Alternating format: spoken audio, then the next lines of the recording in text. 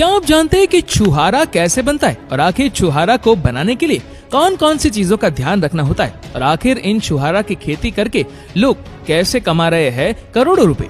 जानकारी के लिए बता दें कि छुहारा को खजूर से ही बनाया जाता है। इस प्रोसेस में सबसे पहले खजूर को उगाने के लिए इनके बीजों का इस्तेमाल किया जाता है। इस बीज को मिट्टी से भरे पोट्स में डाला जाता है। इसके बाद इन बीजों के ऊपर थोड़ी मिट्टी और डाल दी जाती है। अब इस मिट्टी को जमाने के लिए पानी को स्प्रे किया जाता है। इसके बाद इन पोट्स में इतना पानी डाला जाता है ताकि ये मिट्टी अच्छी तरह से भीग जाए।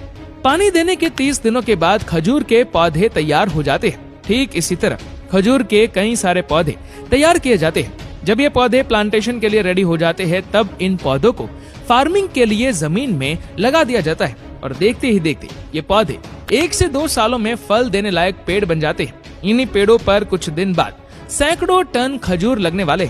लेकिन अगर हम ऐसे ही पेड़ को छोड़ दे और खजूर लगने का इंतजार करते रहे तो खजूर कभी नहीं आने वाले।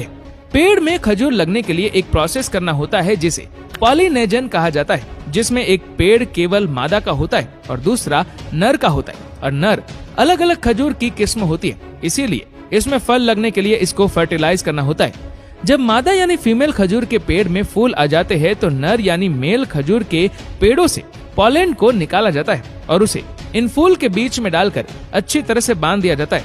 फर्टिलाइजेशन की वजह से कुछ हफ्तों बाद ही खजूर में छोटे छोटे हरे रंग के फल आना शुरू हो जाते हैं, जिसके बाद खजूर के कई सारे गुच्छे आना भी शुरू हो जाते हैं। जिसके बाद इन खजूर के ऊंचे ऊंचे पेड़ों पर चढ़कर इन खजूर के गुच्छों को तोड़कर नीचे फेंक दिया जाता है। इन सारे गुच्छे को तोड़ लेने के बाद इनको बड़े बड़े ट्रकों में भर लिया जाता है, जिसके बाद इनको छुहारा जिस जगह बनाया जाता है उसी जगह ले जाकर अनलोड कर दिया जाता है। जिसके बाद ये लोग इन खजूर को गुच्छे से कुछ इस तरह से अलग करते हैं। आप इस वीडियो में देख ही सकते हैं कि ये लोग किस तरह से खजूर को गुच्छे से अलग कर रहे हैं। कई जगहों पर कुछ इस तरह से भी खजूर को गुच्छे से अलग किया जाता है। जिसके बाद इन सारे खजूरों को इन टोकरियों में भर लिया जाता है। जिसके बाद इन टोकरियों को पानी से भरे हुए एक बड़े से बर्तन में धोने के लिए डाला जाता है। जब इन सारे खजूरों को अच्छी तरह से धो लिया जाता है तो इसके बाद इन सारे खजूरों को एक बड़े से आग के ऊपर रखे हुए पतीले में डाला जाता है।